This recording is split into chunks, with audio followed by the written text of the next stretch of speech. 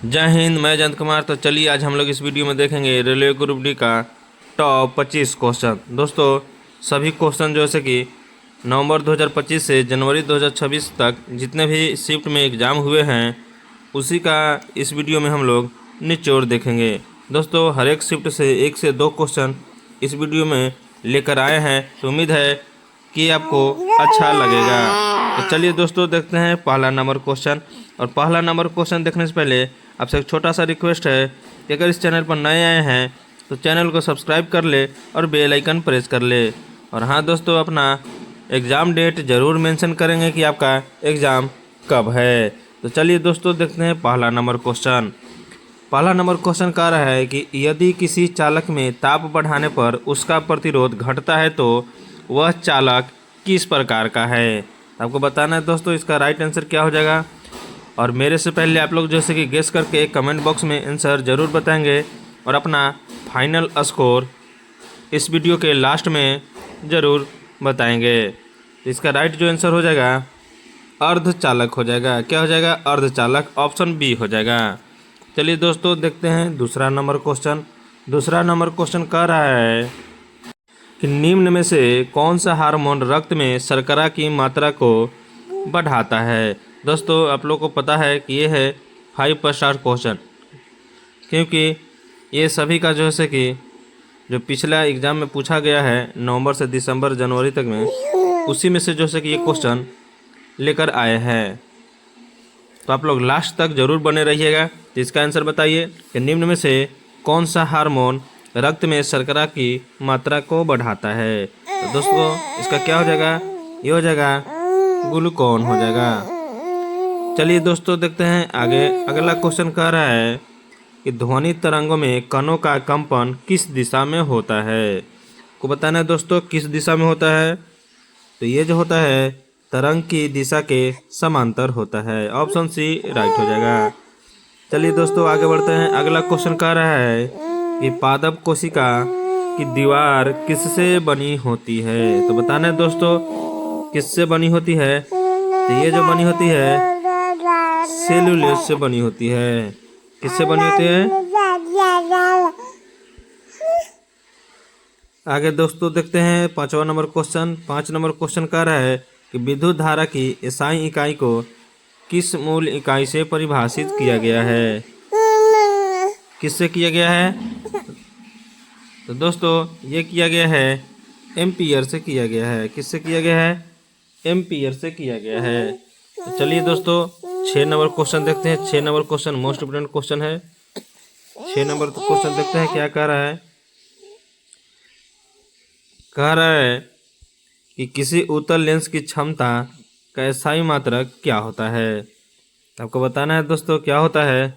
तो ये होता है डायऑप्टर होता है। क्या होता है? डायऑप्टर होता है। तो ऑप्शन बी राइट हो जाएगा। चलिए दोस्तों आगे देखते हैं। अगला क्वेश्चन कह रहा है कि मानव शरीर में यूरिया का निर्माण कहाँ होता है। दोस्तों कहाँ होता है बताएंगे आप लोग। कहाँ होता है? तो ये होता है यकृत में होता है। ऑप्शन बी राइट हो जाएगा। आगे बढ़ते हैं। अगला क्वेश्चन कह रहा है कि निम्न में से कौन सा तत्व आवर्त सारणी में निष्क्रिय गैस है। को बताना है दोस्तों कौन है। तो ये है नियॉन है। कौन है? नियॉन है। और आप लोग कमेंट बॉक्स में बताएंगे कि नियॉन की परमाणु क्रमांक क्या होता है। चलिए दोस्तों आगे बढ़ते हैं।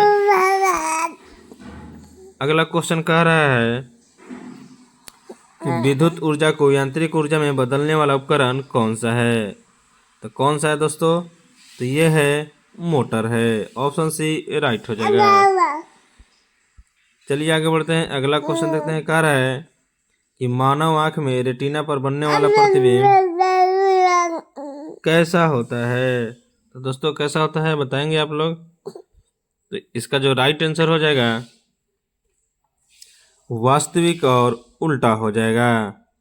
ऑप्शन बी राइट हो जाएगा। चलिए दोस्तों आगे बढ़ते हैं। अगला क्वेश्चन कह रहा है कि रासायनिक अभिक्रिया की गति को प्रभावित करने वाला कारक नहीं है। तो कौन नहीं है? तो ये है रंग। ऑप्शन डी राइट हो जाएगा। चलिए दोस्तों आगे बढ़ते हैं। अगला क्वेश्चन कह रहा है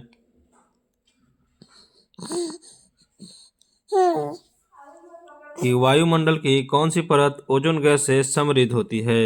बताना दोस्तों कौन होती है, तो ये होती है समताप मंडल। ऑप्शन बी राइट हो जाएगा। 12 का ऑप्शन कौन हो जाएगा, बी हो जाएगा। चलिए आगे बढ़ते हैं। अगला क्वेश्चन कह रहा है कि रक्त में ऑक्सीजन का परिवहन किसके द्वारा होता है। तो दोस्तों आप लोग बताएंगे किसके द्वारा होता है, तो ये होता है हीमोग्लोबिन के द्वारा। चलिए आगे बढ़ते हैं। अगला क्वेश्चन कह रहा है कि यदि किसी वस्तु को मुक्त रूप से गिराया जाए तो उसका त्वरण किसके बराबर होता है। दोस्तों बताएंगे 14 का जो राइट आंसर हो जाएगा गुरुत्वाकर्षण के बराबर, यानी जी के बराबर। अगला क्वेश्चन बढ़ते हैं। अगला क्वेश्चन देखते हैं। कह रहा है कि निम्न में से कौन सा अम्ल जो है कार्बोनेट से अभिक्रिया करने पर CO2 देता है।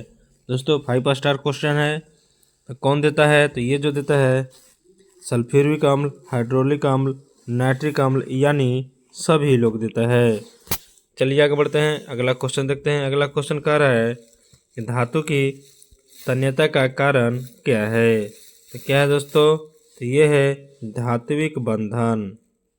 चलिए आगे बढ़ते हैं। अगला क्वेश्चन देखते हैं। अगला क्वेश्चन कह रहा है कि निम्न में से कौन सा रोग जीवाणु से होता है। तो कौन होता है दोस्तों, तो ये होता है टाइफाइड होता है।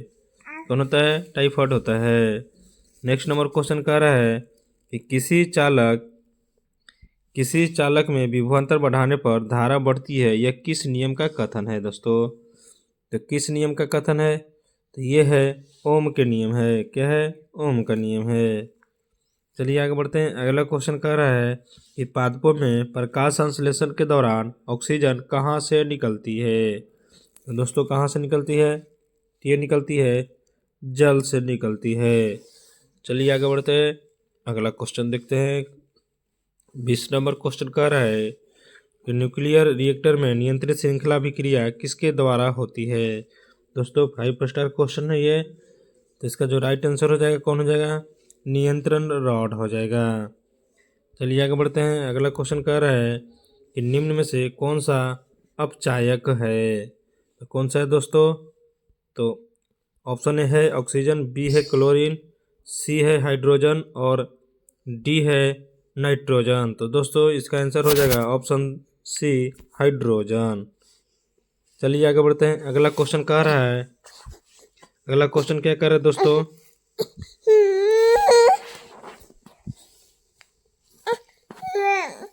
22 नंबर क्वेश्चन कह रहा है कि मानव शरीर में सबसे अधिक मात्रा में पाए जाने वाला तत्व कौन सा है। तो दोस्तों कौन सा है, तो ये है ऑक्सीजन है। चलिए आगे बढ़ते हैं। अगला क्वेश्चन देखते हैं। कह रहा है कि प्रकाश का अपवर्तन किस कारण होता है। तो किसके कारण होता है दोस्तों, ये जो होता है चाल बदलने से होता है। आगे बढ़ते हैं। अगला क्वेश्चन कह रहा है कि निम्न में से कौन सा नवीकरणीय ऊर्जा स्रोत नहीं है।